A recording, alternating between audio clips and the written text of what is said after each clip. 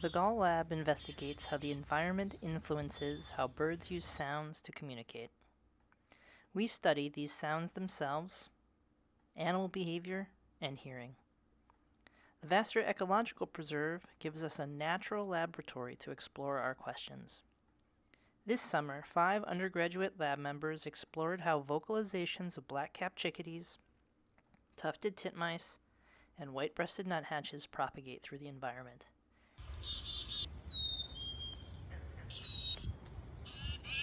They also quantified background noise and used photographic analysis to assess vegetation density.